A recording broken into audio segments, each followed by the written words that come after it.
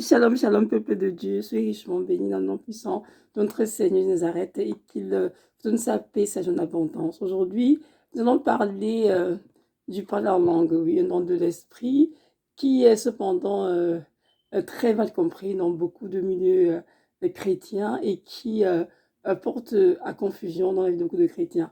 J'aimerais vraiment que nous puissions le regarder ensemble dans la parole et comprendre vraiment quelle avance le Seigneur à ce sujet.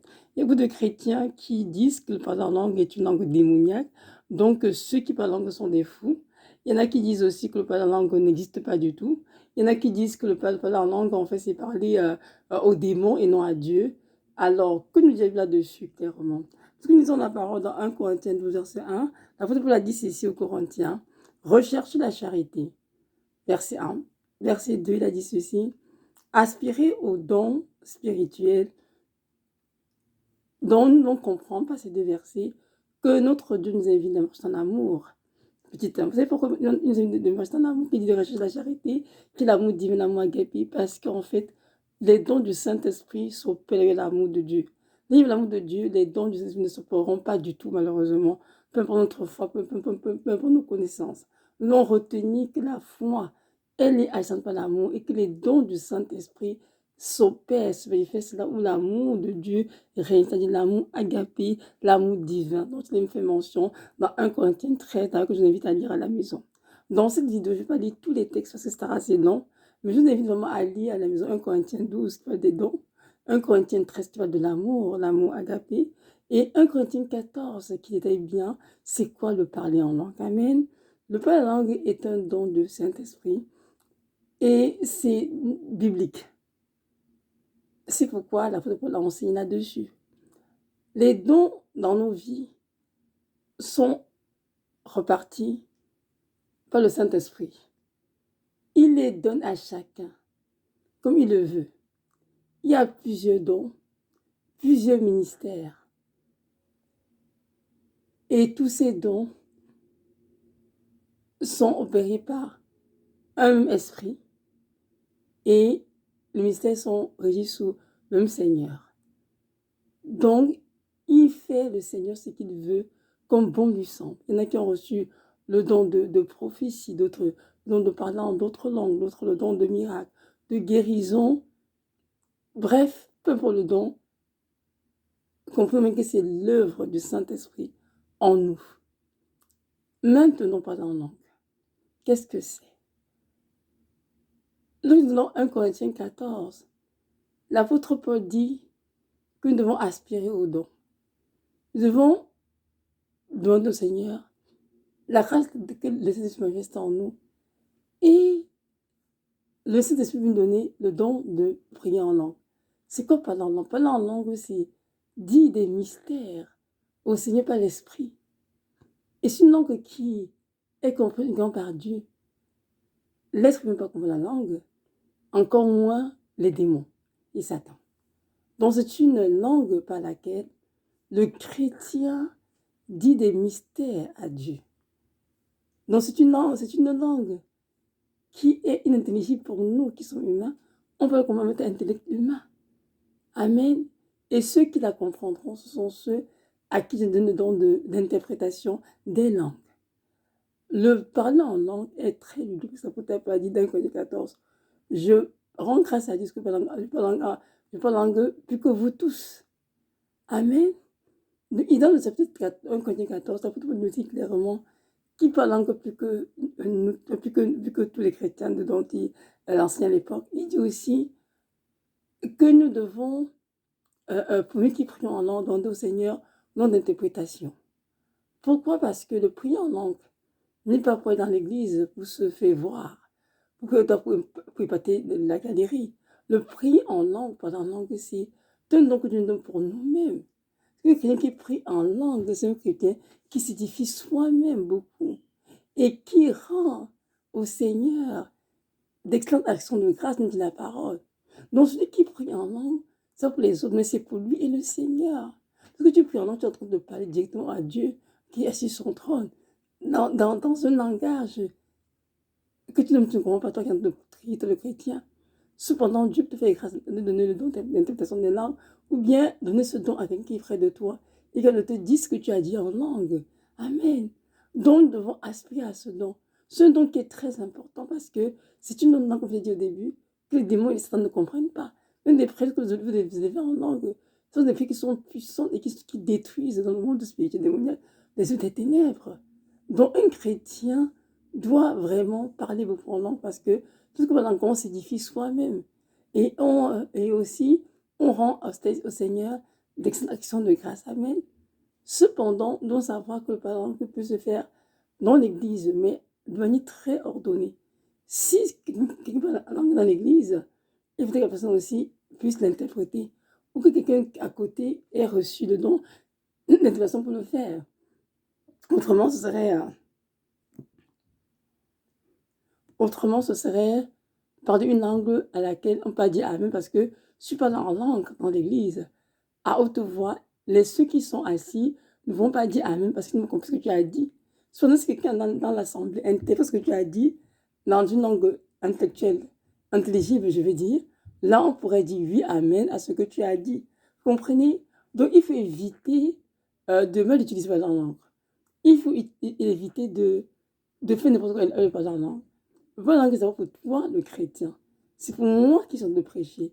Pour que notre maison, notre chambre avec la langue. Maintenant, arriver à l'extérieur de la maison. Dieu peut vouloir laisser expliquer que ce don se manifeste pour sa gloire, parce qu'il veut dire des mystères. Et là, il donne aussi une interprétation pour que l'assemblée puisse dire Amen. Autrement, pas la langue de l'église des heures, ça ne servira à rien parce que, à part Dieu, ce que tu dis, autour de toi, personne ne comprend ce que tu dis, on ne peut pas dire Amen ce que tu as dit. Lorsque tu es ensemble, réunis ensemble dans une église, qu'est-ce qu'une église de bâtiment ou maison? C'est pour s'édifier et capable de dire Amen à ce que tu es en train de dire. Nous sommes capables de nous écouter. Après, Paul lui a dit, je parle en langue plus que vous tous, mais je préfère dire 5 mots en français, dans une langue intelligible dans l'assemblée, où tout le monde comprend, peut dire Amen, que de dire 10 000 mots en langue. Parce que ça ne servira de rien, parce que ça ne comprend pas ce que j'ai en train de dire. Amen.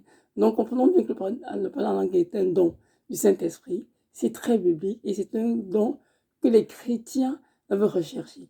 Quand vous devez dire à Corinthiens 14 toujours, il a dit, je désire que vous parlez tous en langue. Donc, c'est un désir, un souhait pour lui. Et je crois vitalement que même Dieu désire que tous les chrétiens parlent en langue. Est-ce que tous parlent en langue? Malheureusement, non. Mais nous devons aspirer à cela. Nous nous donnons au Seigneur avec humilité, avec sincérité, il nous accordera.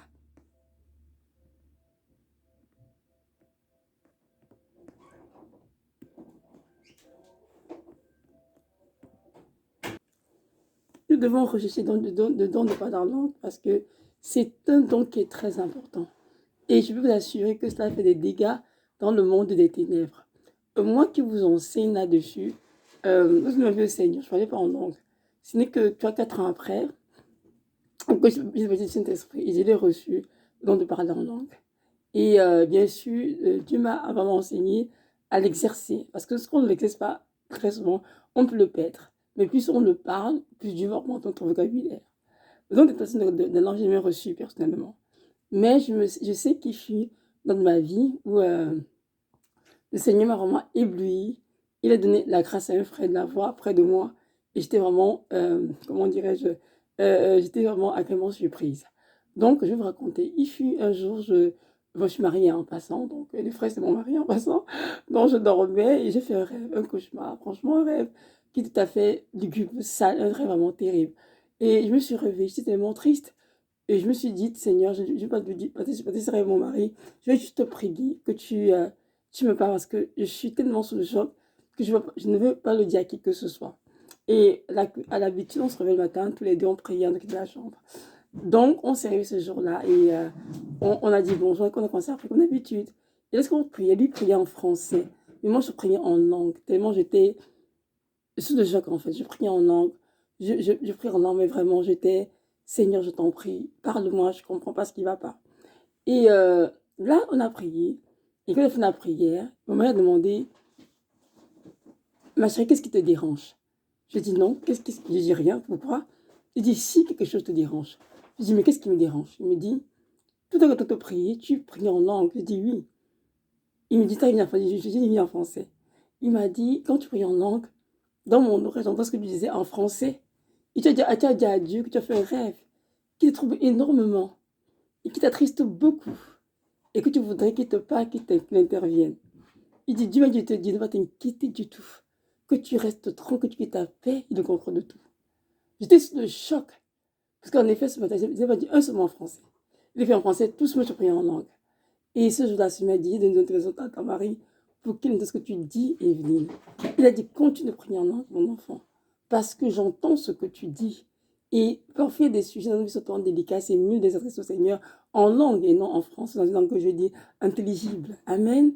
Donc, le prier en langue est un don très puissant, je vous assure.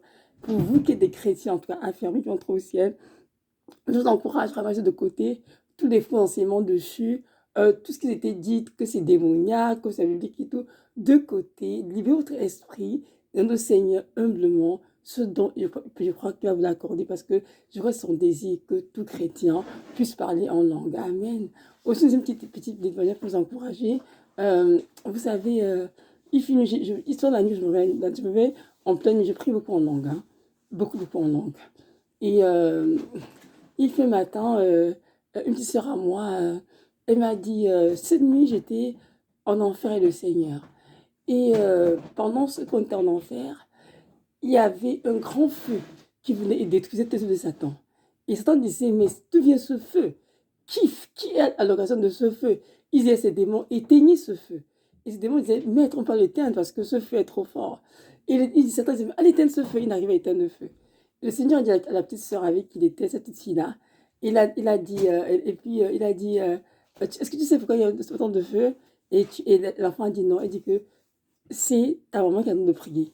C'est ta maman qui est en train de prier en langue. Et c'est ce feu de ces prières qui ont détruire les œuvres de Satan. Dis à ta maman de continuer de prier en langue. Donc, il s'agit de ma propre fille à moi. Elle avait à peine 6 ans à l'époque. Et tout la suite, ce matin, j'étais sous le choc. Et il m'a dit que j'ai fait tout ça pour te montrer qu'il y a une grande puissance dans le prier en langue. Alors, je t'encourage, Evelyne, de continuer de prier en langue et de l'enseigner à tes frères et sœurs qui ont été trompés par l'ennemi, comme quoi de parler en langue est démoniaque, on entend parler aux démons, cette sorte d'histoire, ce sont des faux enseignements que l'ennemi a mis sur pied pour détourner les chrétiens de ce dont il est conduit vraiment dans l'ignorance. Alors, je vous encourage, mes frères et sœurs, à rejeter tout ce qui a été dit dessus, de négatif, de mauvais, et avant de vous confier au Seigneur, notre Dieu Tout-Puissant, qui est l'auteur et le cause de notre foi. Laissez vraiment nous accorder ce don et le développer pour notre propre bien et pour sa gloire. Rappelez-vous que l'apôtre Paul est celui qui écrit plus de 13 livres du Nouveau Testament. C'est aussi l'apôtre qui a été évidemment très persécuté dans son ministère et qui a servi Dieu vaillamment. Il a dit dans Corinthiens 14, je rends grâce à Dieu ce que je fais en langue plus que vous tous. Amen. Il priait beaucoup en langue. Et moi, je crois au pardon en langue et je crois en sa puissance dans nos vies. Et je vous encourage vraiment à le rechercher humblement, avec sincérité et marcher dans l'amour. Je vous ai dit parce qu'il n'y a aucun don de Saint-Esprit qui va se manifester s'il n'y a pas l'amour dans vos cœurs. C'est très important que nous puissions marcher dans l'amour agapé de Christ, que nous nous efforcer bien sûr tous les jours et vraiment de faire ce qui plaît au Seigneur. Donc, je veux dire que cela, que notre Dieu vous bénisse. Nous, cette grâce, ne pas dans l'ignorance concernant le spirituel, mais vraiment de prendre conscience que Christ a comme pouvoir à Golgotha, car il donne ses dons gratuitement. Alors, demandez-le, il vous l'accordera. Amen. Donc voilà, je vous encourage, donc je vous ai dit au début de la vidéo, à lire la maison 1 Corinthiens 12 qui parle des dons, 1 Corinthiens 13 qui parle de l'amour, et 1 Corinthiens 14 qui taille bien c'est quoi le don de parler en langue, et c'est quoi le don de prophétie, c'est entre les deux justement, de bien comprendre, bien son enseignement, et ensuite demander au Seigneur vraiment de vous visiter, que vous puissiez parler en langue. Amen. Donc voilà, soyez richement bénis, et que notre Dieu vous fortifie puissamment en ce temps de la fin. Gardez vos yeux fixés sur le Seigneur. Ne laissez pas l'ennemi vous distraire avec les choses de ce monde, mais restez près de la croix et sachez que grande sera votre récompense dans les cieux. Soyez richement bénis. Shalom, shalom.